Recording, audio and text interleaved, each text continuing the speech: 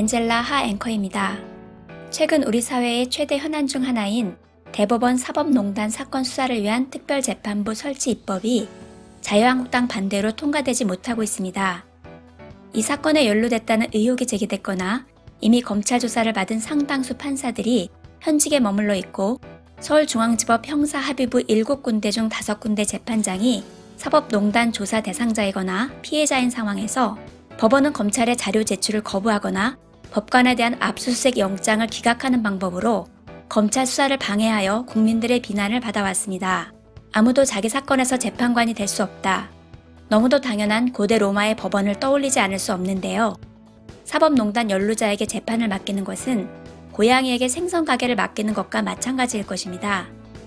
자유한국당은 사법 적폐 청산을 열망하는 민심을 겸허히 수용하고 사법농단과 관련 없는 법관들로 이루어진 특별재판부 도입을 수용하여 진상규명에 나서기를 바랍니다.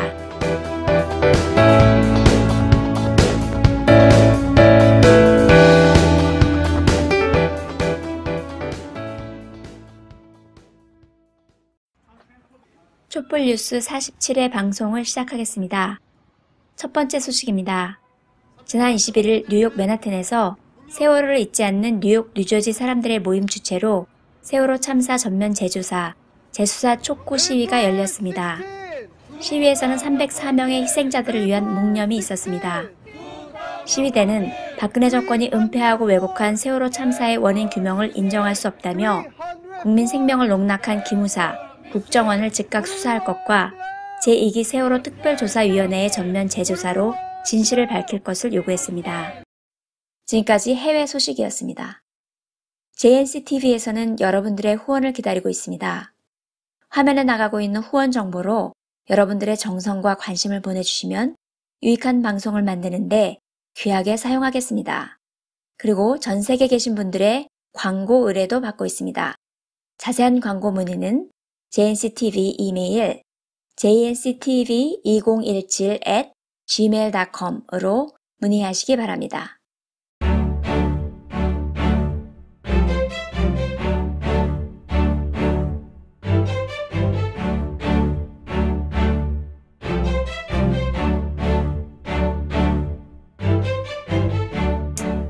안녕하세요. 현송 기자입니다. 미래는 준비하는 자의 것이다 라는 말이 있는데요. 오늘은 미 솔츠베리대 정치학과 남태훈 교수를 연결해서 종전선언과 평화협정의 의미에 대해 들어보고 무엇을 준비해야 될지 생각해보는 시간을 가지려고 합니다. 남태훈 교수님 안녕하세요. 안녕하세요. 교수님께서 지난해 마지막에 인터뷰에서 예상하신 것처럼 북미 관계가 해빙이 되고 있습니다. 지금까지 북한과 미국 간에 진행되는 대화는 어떻게 보고 계시나요? 제가 작년에 긍정적으로 전망을 했던 것은 큰 틀에서 볼 때 네. 북한의 핵무기가 발달을 했고 그것으로 인한 미국의 전술적인 전략적인 계산이 바뀌었고 그래서 뭐 여러 가지 이유가 있겠지만 그런 것 때문에 대화가 시작됐고 진전이 될 거라고 저는 생각을 했었고요. 네. 그런 큰 측면에서는 사실 많이 변한 게 저는 없다고 생각을 합니다. 그래서 기본적으로는 지금까지 우리가 올해 2018년에 보아왔던 이런 어떤 뭐랄까 긍정적인 트렌드가 계속 가지 않을까라고 생각을 하고요. 네.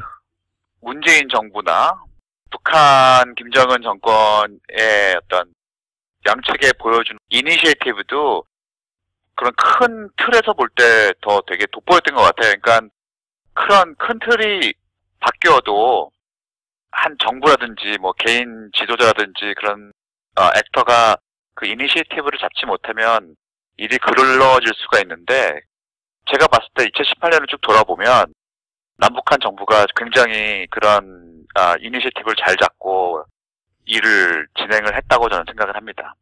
네, 긍정적인 평가를 약간은 내리시는 거죠? 네, 뭐 그런 면도 계속 그런 큰 틀이나 아니면 남북 정부의 어떤 이제까지 해왔던 그런 것들도 크게 변하지 않을 거라고 생각을 하니까요. 2018년에 보아왔던 긍정적인 변화가 지속되지 않을까라고 전망을 해봅니다. 네, 알겠습니다. 자, 오늘은 또 시청자 여러분들이 잘 모르시는 정전협정, 평화협정 이거에 대해서 한번 교수님의 의견을 듣고 싶은데요. 자, 먼저 우리가 1953년에 휴전협정을 맺었습니다. 뭐 거의 다 잊어버리고 살았는데 이거에 대한 내용을 좀 간단히 설명 부탁드립니다. 간단히 설명을 드리면, 쉽게 설명을 드리자면, 휴전협정은 말 그대로 지금 총불을 겨누고 방아쇠를 당기고 포를 터뜨리고 하는 것을 멈추는 것뿐이죠.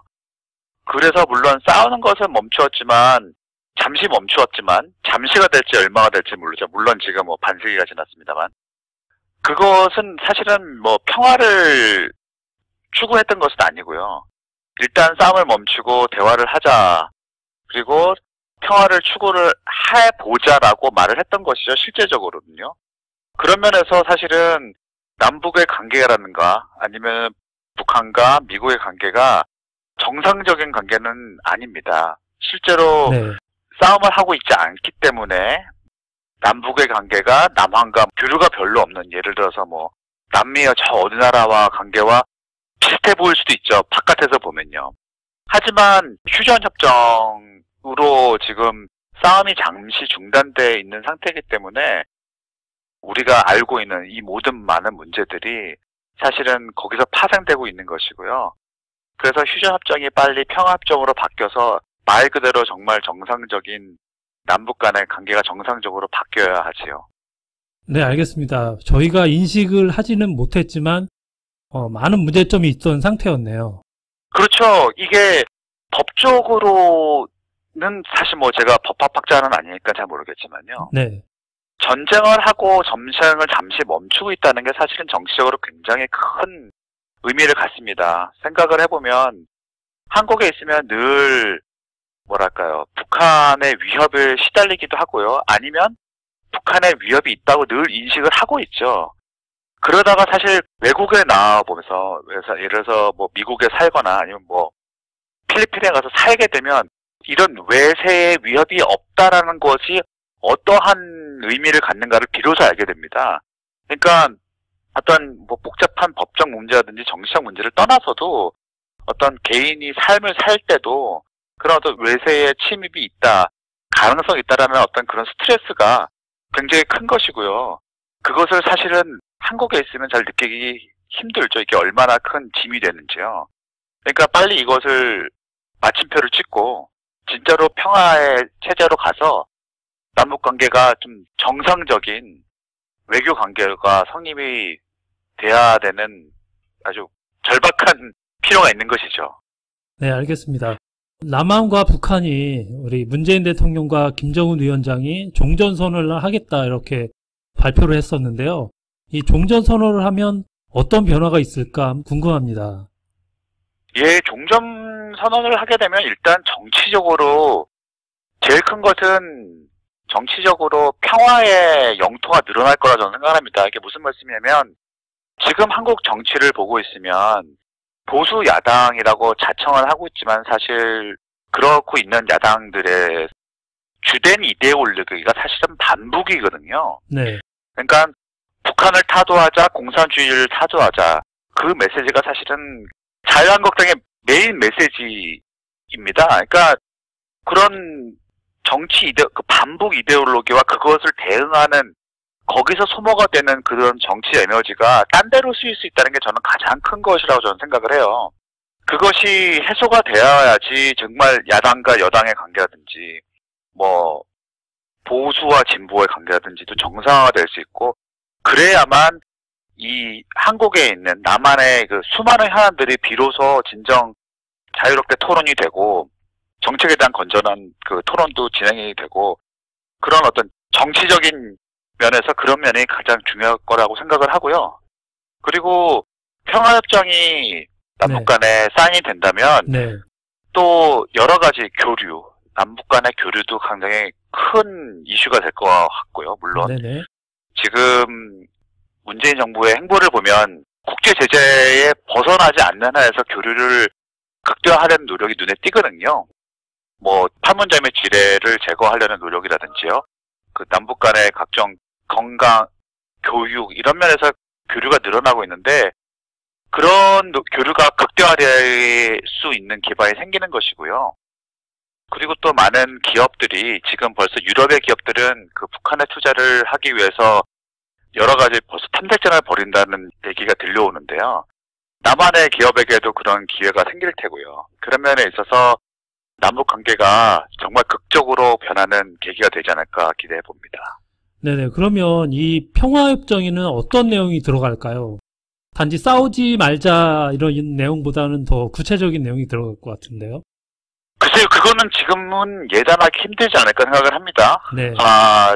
일단 기본적으로 올해 있었던 판문점 선언과 계속 이어지고 있는 뭐 남북 간뿐만 아니라 북한과 미국 간의 그런 어떤 정상회담과 이어진 여러 가지 회담, 그 모든 것들이 좀 실리지 않을까 저는 생각을 하고요. 네네. 그런 면에 있어서 비핵화가 아무래도 가장 큰 이슈가 되지 않을까. 평화선언이 실제로 작성이 된다면요. 그런 면에서 군사적 긴장을 해소하는 게 가장 중요한 이슈가 전 되리라고 생각을 합니다. 그리고 그 안에는 비무장지대의 문제라든지 아니면은 말씀드렸던 그 핵무기가 없는 한반도를 만들자라던 의지가 표명이 되지 않을까 저는 생각을 합니다. 네. 평화협정 체결은 북한하고 한국, 그다음에 북한과 미국 간에 따로 체결돼야 되는 건가요? 그것은 제가 잘 네. 딱히 정확히 말씀드리기가 힘들겠네요. 그거는 우리 일단 휴전협정을 네. 맺은 당사자가 북한과 미국 그리고 중국이거든요. UN, 예. 그런 면에서 사실은 남한은 당사자가 아니죠. 하지만 평화협정이 맺어진다면 남한이 빠질 수가 없는 것이고 실제적으로요. 네. 그리고 주된 주체니까요. 당연히 남북 간이 평화협정의 주체가 되지 않을까 생각을 하지만 그것이 과연 다자협정으로 확대가 돼서 미국이라든지 중국이라든지 일본이라든지 그런 주변국들이 참여를 하는 게 바람직은 하겠지만 실제로 과연 필요할까? 그리고 외교적으로 일이 너무 추진하는데 오히려 힘들지 않을까? 그게 나중에는 다자간 협정으로 가더라도 처음에는 양자간 협정으로 가고 물론 뭐 미국이라든지 주변 국가의 지진이 있어야겠지만요. 네. 양자간 협정으로 시작을 해서 장기적으로 다자간 협정으로 가는 것도 한 방법이지 않을까 그런 생각도 해봅니다. 네, 이거 민감한 이슈가 또 하나 있었는데요. 우리 이해찬 대표가 국가보안법 폐지에 대해서 북한에서 언급한 적이 있었습니다. 그러면 평화협정이 맺어진다면 국가보안법의 개정이나 폐지도 검토를 해봐야 될 필요성이 있나요? 국가보안법은 사실 폐지가 되는 게 저는 맞다고 생각을 합니다. 그것을 지금 이렇게 생각하면 될 것 같아요. 국가보안법이 과연 영원히 존재할 법인가? 네. 그러면 대답은 영원한 존재할 법은 아니다라고 하는 게 맞는 것 같습니다. 왜냐하면 여러 가지 면에서 인권 침해할 가능성도 많기 때문에요. 그러면 알겠다. 그러면 국가보안법 언젠간 폐지돼야 될 법이다. 그러면 언제가 좋겠느냐가 문제가 되는 것이죠. 그렇게 생각해 본다면 지금 남북 간의 관계가 개선되고 있는 이 시점에서 하루라도 빨리 개선되거나 아주 많이 개선되거나 그 폐지되는 게 옳은 것이라고 저는 생각을 합니다. 물론 근데 옳은 것이라고 해서 다 정치적으로 가능한 것은 아니겠죠. 하지만 남북이 평화협정을 맺는 상황에서 국가보안법이 존재한다는 것은 사실 상상하기 힘든 현실이라고 저는 보거든요. 그러기 위해서는 국가보안법의 폐지를 위한 노력이 시작이 돼야 되지 않을까, 지금. 왜냐하면 지금 벌써 평화협정에 대해서는 논의가 나오고 있으니까요. 네. 그래서 뭐 정부 차원은 아니더라도 민간 차원에서 논의가 되고 더불어 이 한국 남한의 그 법 체계를 전반적으로 돌아봐서 남과 북이 공존할 수 있는 요소를 더 키우고요. 혹시라도 적대적인 요소가 없는지 좀 잘 살펴볼 필요가 좀 있다고 생각을 합니다. 그런 데는 뭐 정치의 제도라든지요. 선거법이라든지 그런 면에서 지금은 좀 뭐랄까 양당 체제를 더 지향하고요. 여러 가지 곳곳에서 어떤 정치적 참여를 제한하는 요소가 있는데요. 그런 거를 좀 전반적으로 검토해서 개정하거나 없애는 그런 노력이 민간 차원에서 일단 좀 시작을 해야 되지 않을까 저는 그렇게 생각을 합니다. 네, 알겠습니다. 교수님 오늘 정말 쉬운 설명 감사합니다. 감사합니다.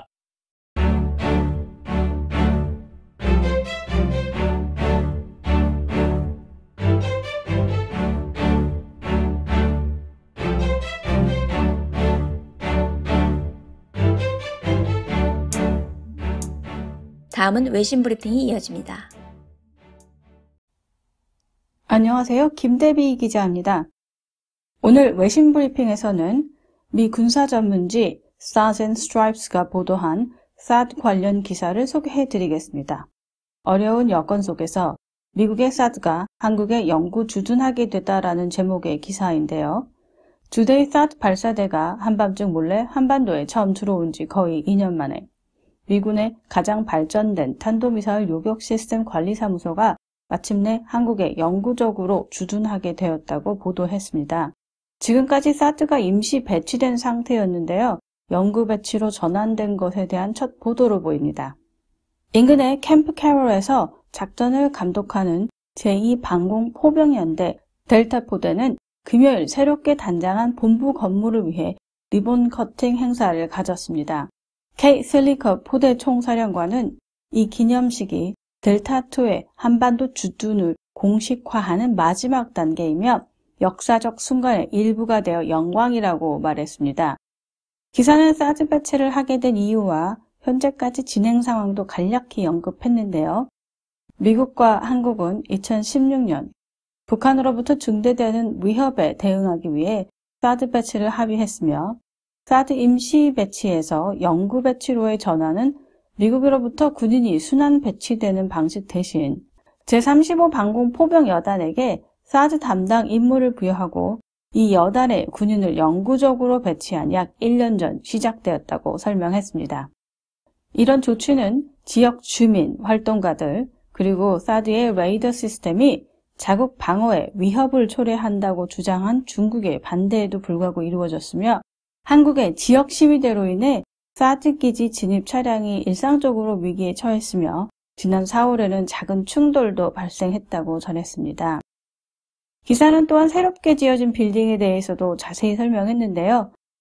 새 빌딩은 2개의 작은 방과 3대의 컴퓨터로 구성된 이전 빌딩보다 상당히 업그레이드 되었으며 사무실, 부대에서 사용될 소형 화기 저장을 위한 무기고 20대의 컴퓨터 워크스테이션을 위한 공간을 포함한다고 전했습니다.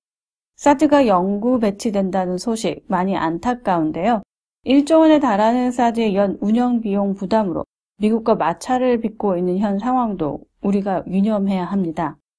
북한이 핵과 ICBM을 포기하기로 한 상황에서 한국도 전쟁 무기 사드를 철거하여 전쟁 없는 평화로운 한반도가 되기를 바라면서 오늘 외신 브리핑 여기서 마치겠습니다.